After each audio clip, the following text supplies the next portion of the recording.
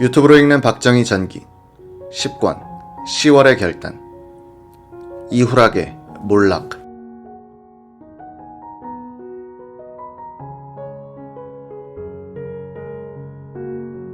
1973년 8월 16일 오후 6시 30분쯤 청와대 식당에서 박 대통령은 비서진들과 막걸리 파티를 열었다. 경호 문제가 화제로 오르자 박 대통령이 말했다.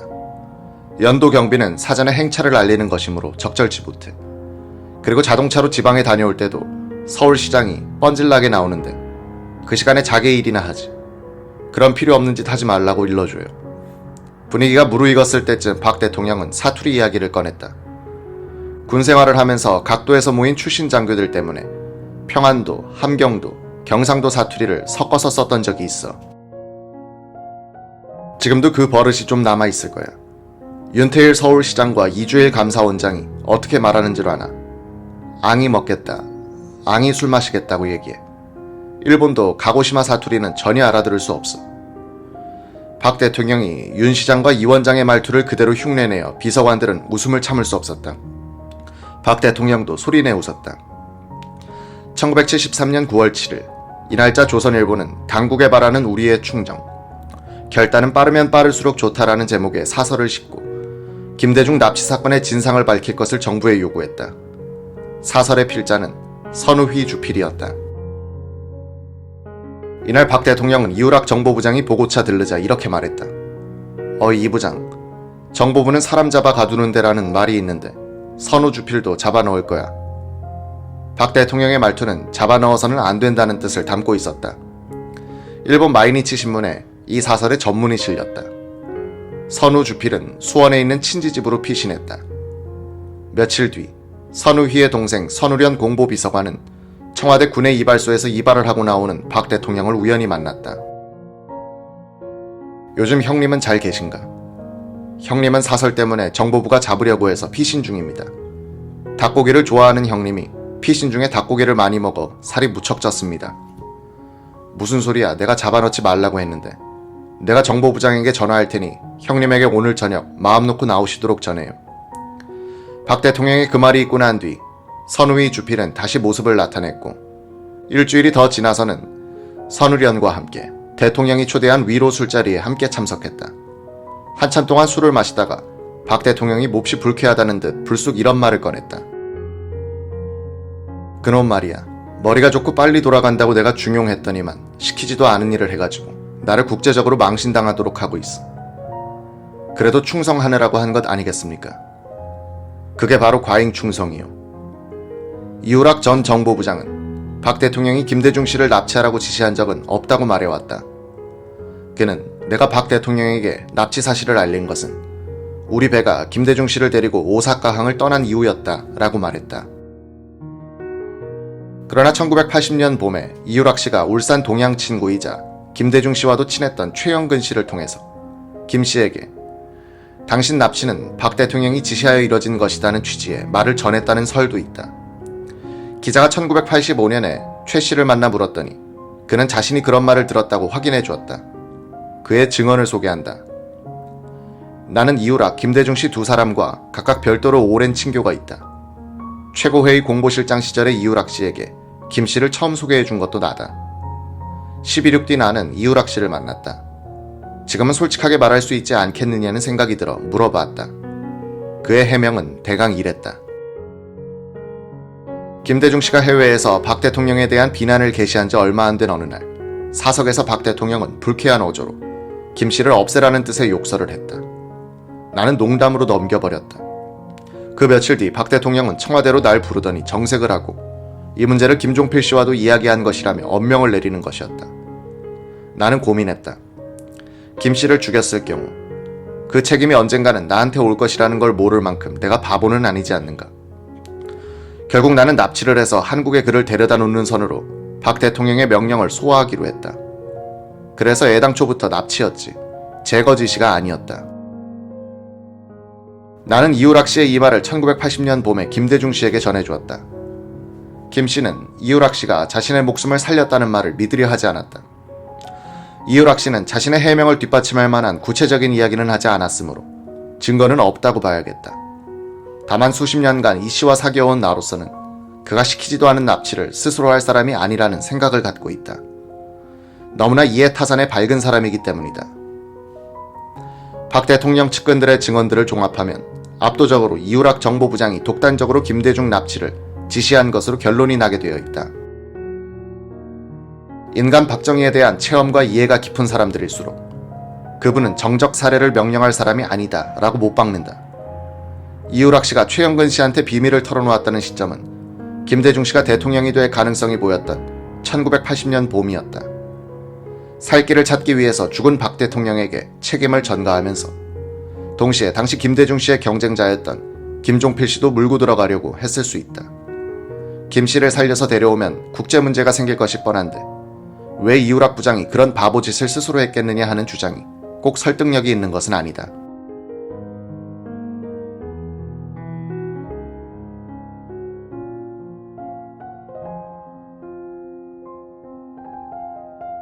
그때의 정보부였다면 한국의 반공단체가 김대중 씨를 납치해온 것처럼 위장하고 검찰과 경찰은 수사를 해도 범인을 밝혀내지 못했다고 영구 미제 사건으로 만들어버릴 수 있었을 것이다. 이런 방향으로 사건을 은폐하려 했던 정보부의 음모를 뒤집어버린 것은 일본 경찰이었다.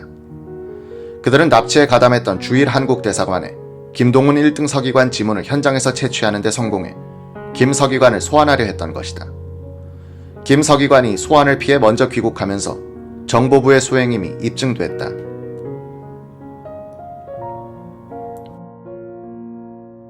박 대통령이 김대중 씨가 서울로 돌아온 직후 정보부 이용택 국장에게 진상조사를 지시한 것을 보면 이 사건을 괴한들이 한 것으로 조작하여 덮어두려는 뜻은 없었던 것으로 보인다.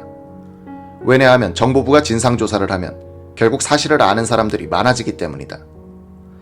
이유락 부장이 김대중 씨의 해외 언동에 대한 보고를 박 대통령에게 자주 올리니까 박 대통령이 신경질을 냈고 이를 납치 지시로 해석한 이유락 부장이 대통령의 뜻을 한 발 앞서 시행한다는 소신에 따라 김대중 씨를 납치했다가 자신의 신세를 망친 경우의 가능성이 가장 높다.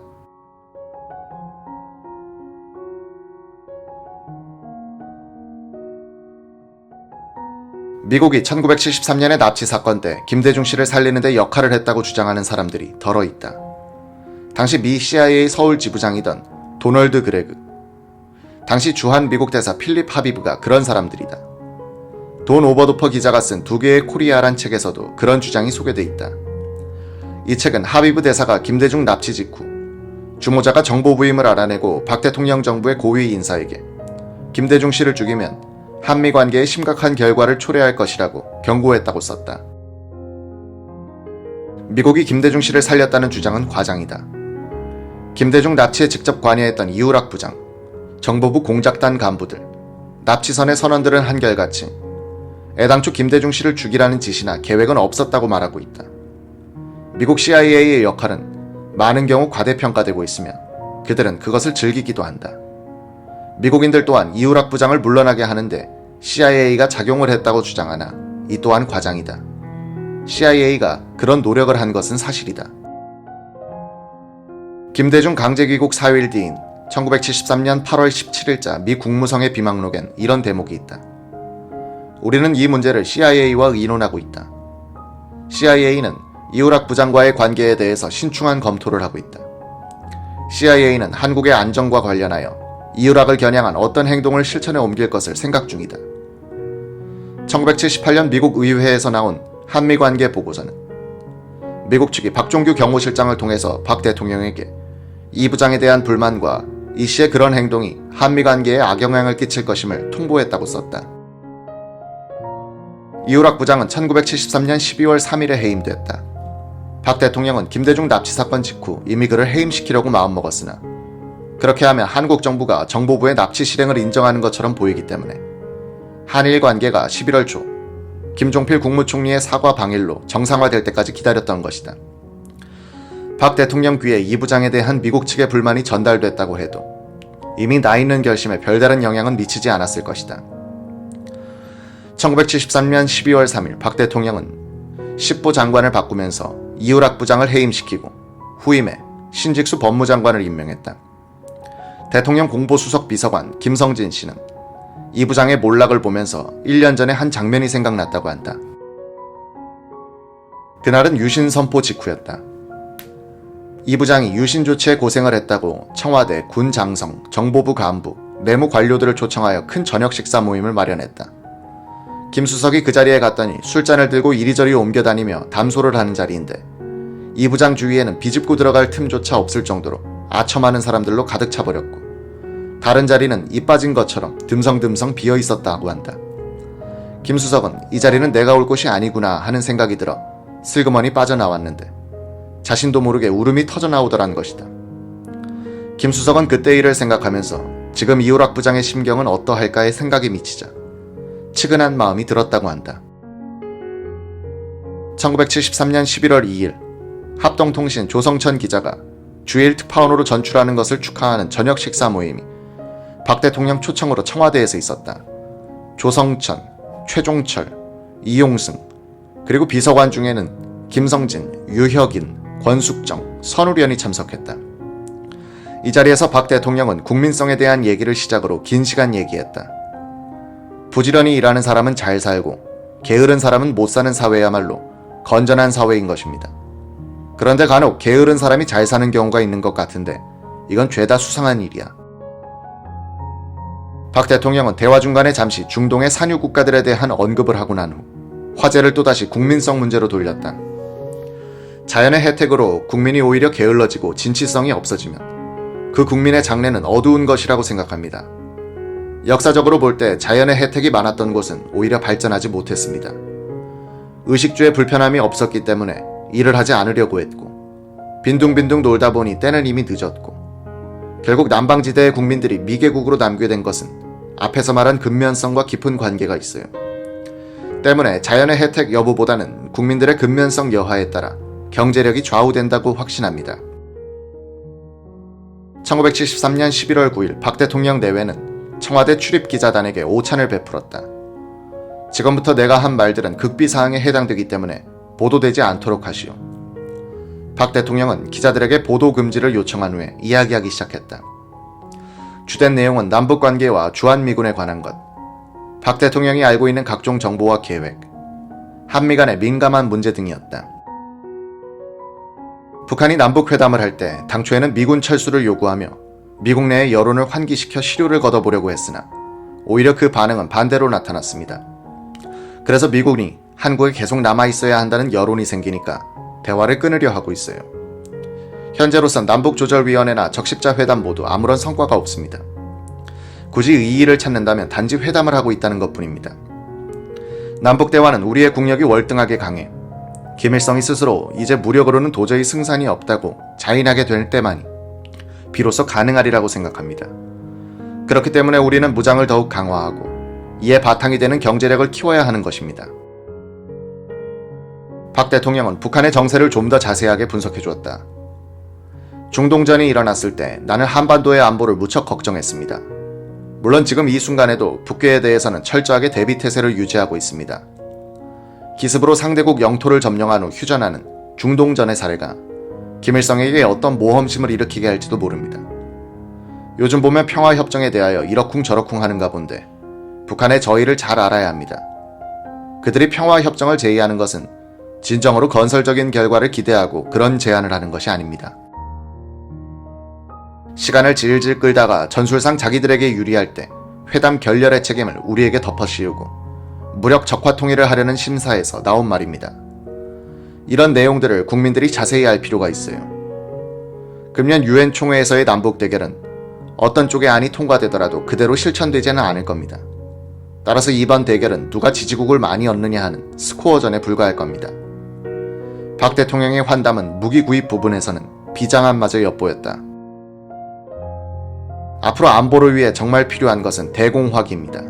이 화기 가격은 한 개에 10만 달러 정도라고 하는데 가령 미국이 팔지 않을 경우에는 구라파에서라도 꼭 사올 계획입니다. 육군 격리감 출신인 황인성 씨가 전북지사로 부임한 지 한 달가량 된 1973년 11월 22일 오후 3시쯤이었다. 박 대통령이 다음날 광주에서 거행될 새마을 지도자 대회에 참석하기 위해 호남 고속도로 전주 인터체인지를 통과하여 광주로 갈 예정이니 지사는 가능하면 전주 인터체인지에서 배웅을 하고 뒤따라 광주에 오는 것이 좋겠다는 김현욱 내무장관의 연락이 있었다. 황 지사는 지시대로 했고 마침 박 대통령 일행의 차량 행렬이 경호차를 선두로 질주해 가기에 도로변에서 그저 머리 숙여 경례를 했다. 행렬은 그대로 통과하는 줄 알았는데 갑자기 대통령 승용차가 급정거했다. 김정년 비서실장이 차에서 내려 황 지사 하고 부르면서 빨리 오라고 손짓을 했다. 김 비서실장이 운전기사 옆자리로 옮겨 앉자 박 대통령은 반가운 표정으로 황 지사 잘하고 있소 하며 자신의 옆자리에 타라고 했다. 황 지사는 전혀 예상치 못한 상황이라 당황했다. 아무것도 보고할 준비가 돼 있지 않아서 그저 차창 밖으로 보이는 큰 산을 가리키며 그 이름을 소개할 수밖에 없었다. 그리고 무심코 지나가는 말처럼 이야기했다. 지난번 각하께서 호남 고속도로 준공식 때 광주만 다녀가셨다고 해서 이 고장에서는 좀 섭섭하게 생각했습니다. 그러자 박 대통령은 빙그레 웃으며 물었다. 그래 황 지사. 정읍 내장산에도 호텔이 하나 있다고 하던데 손님들이 많이 있나? 호텔이 잘만한가? 예, 썩 좋은 호텔은 아닙니다만 관광객들이 늘고 있습니다. 이 대답이 화근이 됐다. 박 대통령은 김 비서실장에게 말했다. 김 실장, 내일 광주에서 올라오면서 하루 저녁 내장산에서 자고 가면 어때? 김 비서실장은 대통령 말씀이니 예, 그렇게 하시죠 했다. 그럼 손님이 많으면 다음으로 하고 그렇지 않으면 하루 저녁 자고 갑시다. 광주에 가서 한번 알아보시오.